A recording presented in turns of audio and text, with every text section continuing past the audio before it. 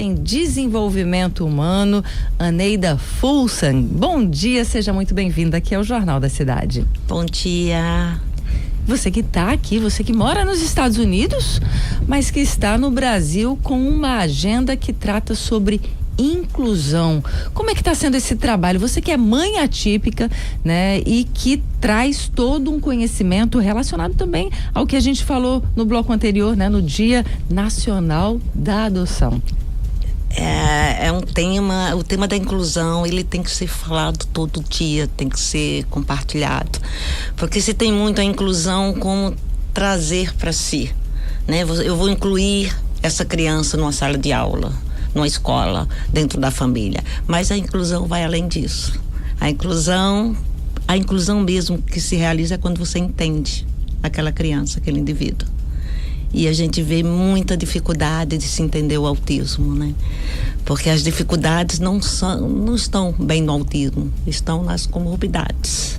Aí a dificuldade realmente, né, é acentuada, a comunicação, a dificuldade sensorial, de processamento sensorial, né? E outras comorbidades como a própria epilepsia que vem junto com autismo.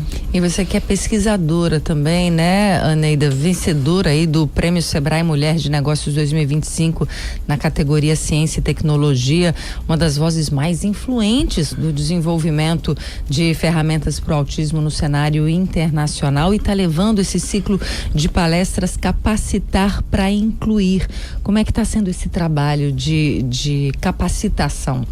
Está sendo maravilhoso.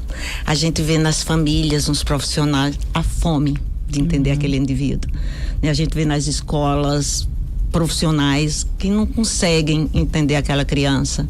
Então, é difícil manter em sala de aula, né? Eu tenho palestrado aqui nos interiores e a maior dificuldade é manter aquela criança junto com outras crianças. Então, o que é que acontece? Muitas vezes tira da sala de aula ou liga para a família, vem pegar, porque a gente não está conseguindo adaptar. E sem querer, esses profissionais estão reforçando o comportamento, né? Porque aquela dificuldade da criança em sala de aula é comunicação. Uma criança que está ali sobrecarregada dentro de uma sala de aula, ela vai gritar, ela vai espernear, ela vai agredir. Então, o que é que faz o profissional? Não. Vamos tirar da sala, o acompanhante tira da sala, ou então liga para os pais. O que é que elas estão fazendo? Elas estão ensinando essa criança a se comunicar, ter o que quer, de uma forma equivocada, muitas vezes, né? Exatamente, inapropriada. Porque a partir do momento que você tira a sala de aula, ela que fala: poxa, eu grito, eu mordo, eu vou lá para fora. Ou então eu volto para casa. Então, são comportamentos que os profissionais precisam saber como lidar para não reforçar esses comportamentos. Hoje você que vai estar na Assembleia Legislativa aqui em Natal, né, falando sobre políticas públicas e inclusão social, né, um tema muito rico e muito importante, fundamental, né, Aneida? Isso, fundamental.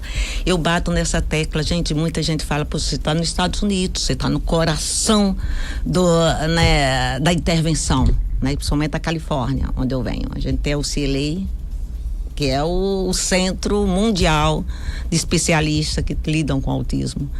Mas eu acredito que o especialista está mais com a mãe, que está ali vivendo vários problemas que os profissionais às vezes não conseguem alcançar. Né? Aquela dificuldade de seletividade alimentar, aquela criança que já tem uma certa idade e não consegue o desfraude, aquela criança que está ali se agredindo, batendo a cabeça na parede, gritando, e tudo isso é comunicação. Né? Comunicação. O meu filho nível 3 de autismo, ele nunca foi medicado. A intervenção dele é 100% terapia, é entendimento, é ler o antecedente antes do comportamento dele acontecer. E a gente vê muitas crianças nesse nível serem tratadas com medicamento. E eu quero explicar para todo mundo: o autismo não é doença. O autismo é um transtorno de comportamento. Quando você dá comunicação para essa criança, quando você coloca ela no ambiente que ela consiga processar e você entende, né, as limitações, você tem uma criança, um indivíduo mais calmo, porque eles querem ser compreendidos. E qual a idade do seu filho? Conta um pouquinho da sua trajetória pra gente entender aí todo esse lastro de conhecimento que você compartilha. Nos Estados Unidos é bem diferente daqui do Brasil, tá? O diagnóstico já sai no primeiro ano, não é o diagnóstico, a investigação já sai no primeiro ano de vida. Quando você leva para o pediatra para tomar vacina, aquele primeiro ano, aquele mês, ele já está tendo um marco. Você já vai preencher aqueles protocolos, onde vai aparecer ali a bandeira vermelha.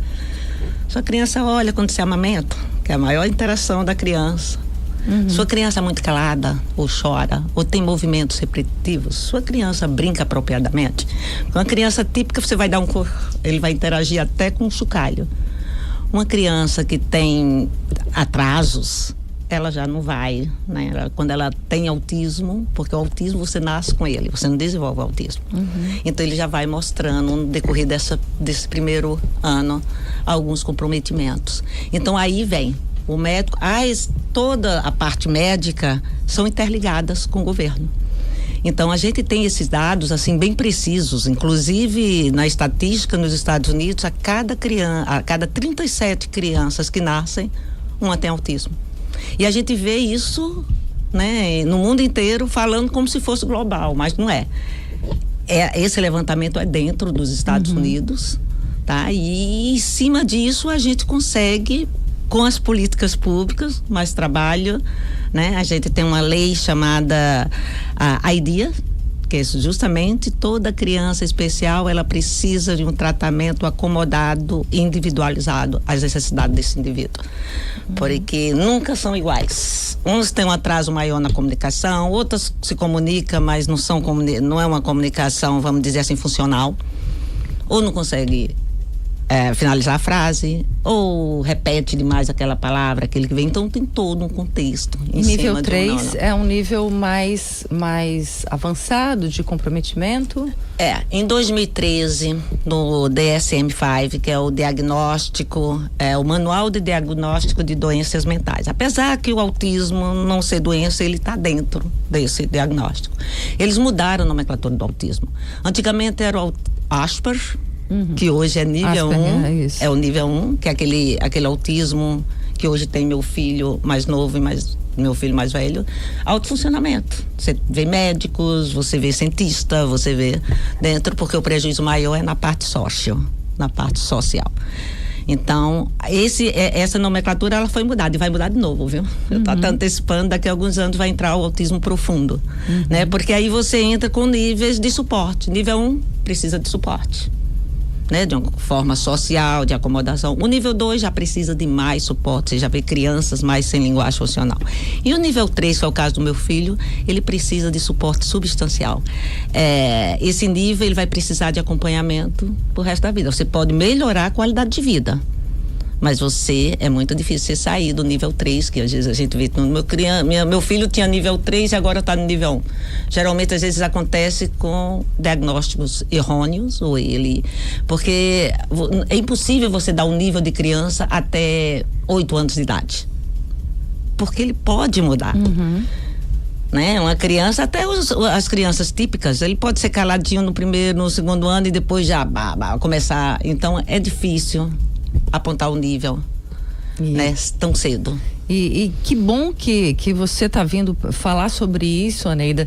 Você que tem agenda também com a Lucy Maia, né, que é a mãe dos gêmeos Ângelo e Augusto, né, que são, assim, eu acho que uma grande bandeira ali da inclusão, né, do autismo. Eu acho também, não gosto desse termo inclusão, né, me parece realmente que parte de um pressuposto de que tá fora de lugar, e na verdade, assim, não é para ser assim, né, acho que somos seres gregários, né, e somos diferentes, né, todos diferentes.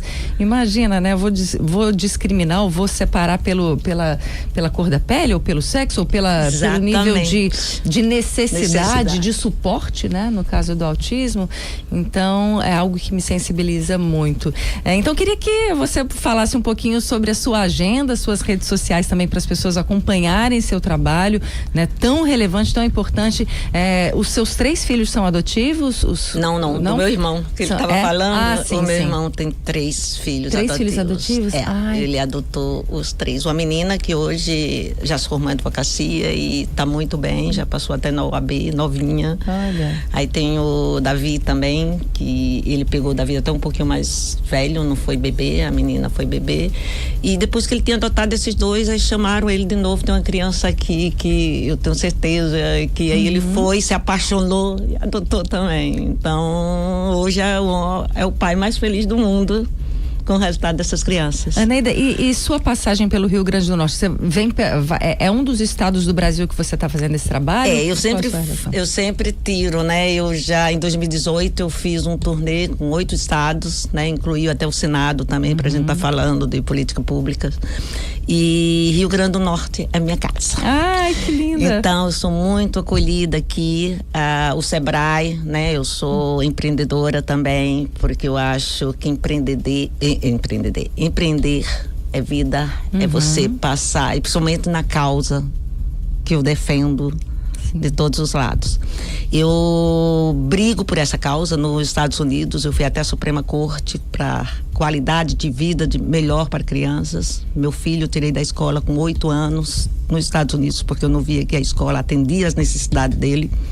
Então foi daí que eu fui brigando, porque eu vi que o que faltava no meu filho era a comunicação. E a gente vê muita criança com nível 3 que não se comunica. Então, como é que uma criança vai adquirir algum conhecimento sem a comunicação? Então, quando eu tirei da escola, começamos o time todo a trabalhar a comunicação aumentativa alternativa, que é toda aquela comunicação que não é verbal, né? Então, ele começou a se comunicar através de um aplicativo de comunicação. Olha. Então, hoje nos Estados Unidos, toda criança não verbal dentro de escola tem o direito de um tablet, um aplicativo inserido dentro. Todas essas crianças têm direito à voz. E hoje, graças ao Ainer, né, a gente conseguiu e a gente ajuda milhares de crianças nesse contexto. O Ainer, que tem uma página no Instagram, né? Tem. É Ainer for Autism, né? Ainer, mas aí escreve Ejner, EJNER 4 AUTISM, né? Ainer for Autism. Seria mais ou menos isso? Porque é em inglês. O 4, ele é o quarto de uma geração, né? Você tem um Ainer avô, tem um Ainer tio, tem um Ainer, então ele é o quarto da geração. Então. E foi aberto essa escola, quando eu coloquei ele homeschool. Por mais que você tire da escola, você tem que ter uma escola. Sim. Então eu pesquisei todas as escolas pro homeschool e eu falei, não, esse aí também não bate com a necessidade dele. Então eu abri o Ainer for Autismo, então toda a equipe multidisciplinar trabalhando só com Ainer. Então essa escola só tinha meu filho e a gente foi trabalhando em planos individualizados de ensino, em cima das necessidades, seletividade alimentar, desfraude, mas tudo isso com a comunicação, com o aplicativo, modelando, funcionando. E hoje ele digita. Que incrível, que trabalho gigantesco, viu? Aneida Fullsang, pesquisadora, né, que tem aí também graduada em Psicologia do Desenvolvimento e da Aprendizagem, né, pela PUC. Muito obrigada, você que tem certificação da Harvard, da Advokids, enfim, é uma especialista mesmo no assunto. Parabéns por defender aí mais espaços, né? Mais espaços, porque realmente a gente precisa ampliar um pouquinho a nossa visão, parar de pensar uma sociedade tão restritiva. Eu caminhando pelas calçadas um dia desses, tava vendo, falei, meu Deus do céu, nem as nossas calçadas elas são adequadas pra gente. Meu Deus, quanto a gente ainda precisa caminhar em tantos níveis, né? Caminhar. Você falou da Lucy, eu falo, a Lucy é uma lição de vida para todos. Nas minhas páginas eu sempre mostro o Ainer no mercado, no restaurante. É muito difícil essas crianças entrar nesses ambientes por causa da dificuldade sensorial. O meu filho, se entrasse aqui, ele ia parar ali, ele não ia entrar, só com essas luzes aqui, ele já não se incomodaria. Ele já ia ter dificuldade. Então a Lucy traz isso. Ela passa por todas essas dificuldades e ela continua. E como a Lucy, a gente vê mães, eu me considero uma Lucy, porque em forma diferenciada, a Lucy também, né, começou vendo escola apropriadas os filhos, né? Sim. E eu acho que isso os pais precisam entender, que somos o pilar da intervenção dos nossos filhos. As escolas precisam entender que para abrir planos individualizados eles precisam dos pais para fazer esses programas mais direcionados.